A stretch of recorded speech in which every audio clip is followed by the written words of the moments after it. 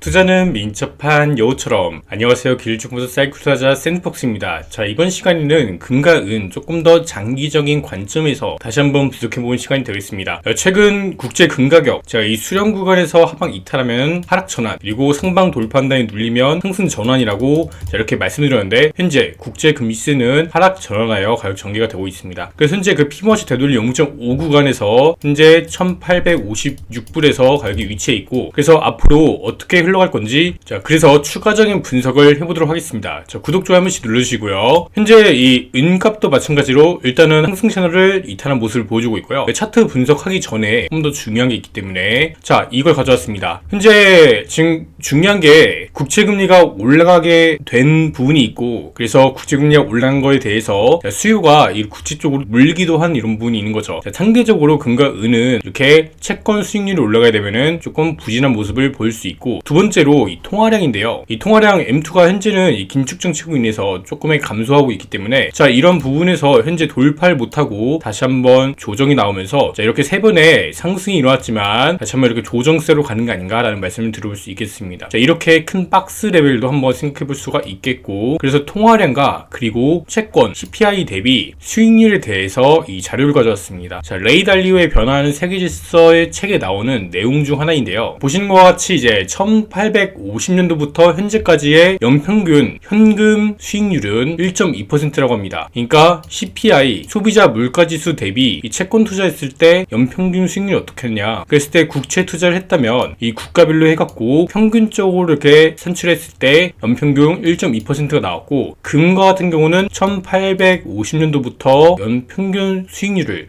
이 CPI 대비했을 때 0.9%의 이런 지표를 나타냈다고 합니다. 국채 같은 경우는 상대적으로 조금 더 높은 추세를 보여주고 있는 반면에, 자, 금은 조금 더 적은 상승세를 기록했다라는 거고요. 또 다른 자료는요, 1850년대가 아니라 1912년대부터 현재까지 이 국채 투자 수익률과 금의 가격을 비교해보면은 국채는 마이너스 0.1%, 그리고 금 같은 경우는 1.6%, 이 CPI보다 더 높은 상승 흐름을 나왔습니다. 그래서, 자, 이런 부분이 있고요. 기본적으로 이 소비자 물가의 상승을 이 금을 들고 있게 되면은 방어를 해줍니다. 반대로 말씀드리면 현재 이 CPI가 감소하고 있기 때문에, 자, 이런 부분에 있어서 지금 금 가격이 상당히 부진한 모습을 보여주는 게 아닌가. 자, 기존에 없던 새로운 관점을 이렇게 설명드리도록 하겠습니다. 그래서 제가 뭔가 놓치는 게 있지 않을까라는 생각을 계속 해봤어요. 그래서 책을 다시 한번 읽고 이런 자료를 살펴보고, 자, 그랬는데요. 결국에 이 실물 금과 은이 오른 시기가 있고, 자, 이거에 대해서 관점은 전혀 변함이 없습니다. 그래서 2029년도까지 충분히 제가 말씀드린 이런 목표가까지 갈 수 있겠다라는 말씀은 변함이 없고요. 이 중요한 거는 현재 이 CPI가 감소하고 있다는 부분인 거죠. 그래서 이 물가 감소하고 있고, 이 물가 대비 금 가격의 경우에는 이 소비자 물가에 영향을 받기 때문에 이런 부분에 있어서 현재는 이렇게 내려온 부분에 있어서 금이 추가적인 금리 인상 가능성에 부진한 흐름을 보여준 게 아닌가라는 말씀을 드려볼 수 있겠습니다. 이것도 지난번에 말씀드렸는데, 자, 이제 마지막 굴곡이 되지 않을까라는 말씀을 들어보겠습니다. 이 장기 투자할 때 내가 생각했던 거는 이렇게 해서 쭉 올라갈 줄 알았는데 해보니까 이렇게 가더라 라는 거죠. 자, 이런 식으로 낙폭이 있을 때 되게 사람들은 흔들리게 됩니다. 그리고 유동성 쇼크 있잖아요. 자, 이 부분에 대해서 여러 번 강조해서 말씀드린 부분이 있는데, 결국에, 자, 이게 현재 찾아오고 있다, 그만큼 금과 은 가격이 빠질 정도로 장세가 좋지 않다, 어떤 특정 이벤트가 벌어질 것을 미리 선 반영으로 알 수 있는 부분이 있다는 것을 말씀드리도록 하겠습니다. 현재 보시는 바와 같이 미국채 10년물 같은 경우는 4.621% 기록하고 있고, 자, 거의 신고가를 한 번 더 돌파했습니다. 최근 가격에 이 고점을 돌파하면서 연중 최고치를 기록하고 있는 모습이고요. 그래서 이런 부분들 때문에 좋지 않은 모습들을 보여주고 있겠습니다. 다음번 금과 은의 이 V자 반등에서 높게 올라가는 시기는 이 미국채 10년물 기준으로 했을 때 한 번 더 추가적인 파동이 오른 다음에 이렇게 조정이 나올 때, 자, 이때 조정 나오는 구간부터 해서 다시 한번 이 슈팅 흐름이 나오지 않을지, 자, 이런 부분을 기대해 볼 수 있겠고요. 결국에 현재 이 채권이 발행해 갖고 현재 정부의 지금 세금이 부족한 부분을 충당하고 있는데, 자, 이게 만기가 도래하고 사람들의 구매력이 떨어져 갖고 재매수하지 못하게 된다면, 자, 이때부터는 달러를 더 풀어낼 수밖에 없겠고, 그렇다면 CPI가 상승을 하겠죠. 이렇게 물가 상승과 함께 이 신뢰 저하 저하로 인해서 결국에 상승은 나옵니다. 그래서 실물 금과 실물 은 가격의 상승은 나오는데요. 이런 부분이 있기 때문에 크게 걱정할 필요는 없다라는 말씀 드리도록 하겠습니다. 결국에 다른 자산에 비해서 일단 이 환율의 상승으로 인해서 어느 정도 가격 방어가 되기 때문에 이런 부분들을 체크하시면 될 것 같고요. 통화량이 많이 팽창됐는데 자, 이런 부분에 대해서 현재 금리를 올리면서 이 물가를 안정화시키는 단계에 있기 때문에 자, 이런 부분에 대해서 현재 금과 은 가격의 이러한 통화량 팽창에 대한 부분을 덜 적게 반영이 되고 있다, 이렇게 보실 수도 있겠죠. 그래서 결국에 고금리와 이 물가가 조금 높게 동반되는 과정 속에서 기업과 이 부채 문제들이 연쇄 터질 때 자, 은행 문제로까지 번지게 되면서 자, 그때부터 파산하는 기업이 증가하고 파산하는 은행이 증가하고 자, 이렇게 됐을 때 이 통화 정책을 쓸 수밖에 없습니다. 이 재정 정책을 사용으로 인해서 이 물가 상승 압력이 다시 한번 커질 것이기 때문에 자, 이런 부분에 있어서 실물 금과 은 가격은 올라갈 수 있다라는 거고요. 그래서 이 물가를, 내 돈을 가장 잘 안전하게 방어할 수 있는 건 실물 금과 은이 유일하다고 말씀드릴 수가 있겠습니다. 보신 바와 같이 결국에 이 과거 통계치를 봤을 때도 80년 정도의 이런 기간 동안에 봤을 때 평균적으로 내분이 이 CPI만큼의 이렇게 상승세가 나오더라, 추가적으로 이 최근으로 봤을 때는 더 높은 상승세가 나오더라 라는 게 입증이 됐습니다. 이런 부분들이 있기 때문에 실물 금과 실물 은은 긴 흐름에서의 단기적인 하락은 있겠지만 조금 더 길게 본다면 결국에 상승을 해낼 것이다 라고 생각합니다. 그래서 과거에 이 10년 동안 굉장히 부진했기 때문에 자, 앞으로의 10년은 조금 더 높게 올라갈 수 있는 부분이 있을 것이고요. 그러면 현재 어느 구간에서 이 지지를 받을 수 있을지 자, 이런 부분들을 함께 체크할 필요가 있겠습니다. 저는 지난번에 0.5 되돌림 구간과 이 더 내려간다면 0.382 이 구간까지 한 대략전 1800불 조금 위에서 가격이 움직일 것이다 라고 이렇게 말씀드린 바가 있고요. 이 월봉 그림에서도 봤을 때 한 지금 현재 이 레벨까지 떨어지는 건 그냥 이 매물을 쌓는 이런 구간이기 때문에 자, 여기까지는 크게 문제가 없다, 이게 다시 상승 전환하는데도 시간이 그리 오래 걸리지 않는다 라는 말씀 들어볼 수 있겠고요. 절대로 깨면 안 되는 구간이 있습니다. 자, 바로 이 구간이죠. 자, 이 구간은 절대로 깨면 안 되는 구간이고요. 이 구간은 깨지지 않을 것이라 저는 생각을 하고 있습니다. 자, 유동성 쇼크가 오더라도 이 구간은 깨지지 않을 것이라고 저는 생각을 하고 있고요. 그래서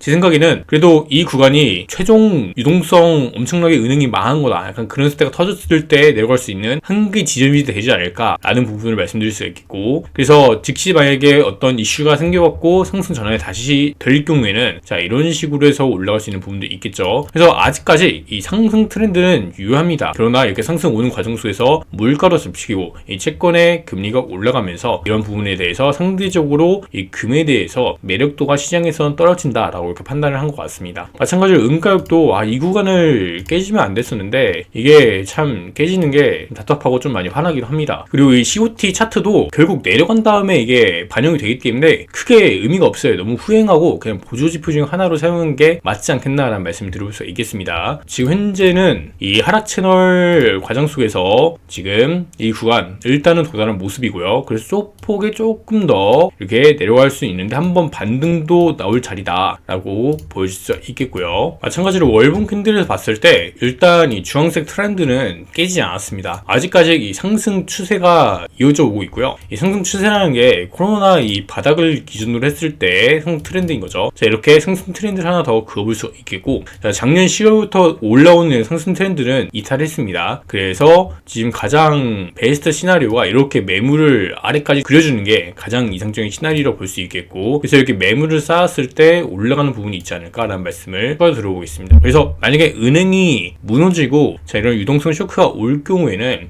이 부채가 터질 경우에는 자, 이 구간을 일시적으로 깰 수는 있겠지만 깬 다음에 결국에 V자 반등을 알아 올립니다. 이런 부분은 왜 그러냐, 결국에 돈을 푸는 정책들을 하기 때문에 결국 이렇게 올라갈 수 있는 부분이 있다는 거. 결국 상승한 시기는 도래했지만 이렇게 상승한 시기 과정 속에서도 이 조정 오는 이런 기간이 있고 유동성에 충격을 받는 기간이 있기 때문에 자, 그렇게 판단하시면 될 것 같고요. 마찬가지로 과거에 2018년도 리온브로스 은행이 무너질 때도 이 고점 대비 마이너스 마이너스 60% 정도 하락세가 나왔습니다. 그 이후에 회복하는데 그리 오랜 시간이 걸리진 않았고요. 그래서 다 회복을 하고 신고가 흐름을 만들어내면서 돈 풀기 정책이 2009년도부터 다니겠죠. 그래서 이제부터 돈 풀고 하면서 올라간 부분이 있다는 걸 말씀드리고 싶고, 이렇게 위기가 발생된다 하면 위기 이후의 상승이 굉장히 가파르게 올라오기 때문에 이러한 흐름으로 움직일 가능성이 조금 높아진 현재다 라는 말씀도 함께 드려볼 수가 있겠습니다. 구독자님께서 이 금강선어 3배 레버리지 ETN 상품을 들고 계신 것 같더라고요. 그래서 차트를 한번 봐달라고 말씀 주셔갖고 일단은 가져오게 되었습니다. 이건 진짜 투자를 저는 하면 안 된다라고 생각을 합니다. 이게 TMF 같은 상품과도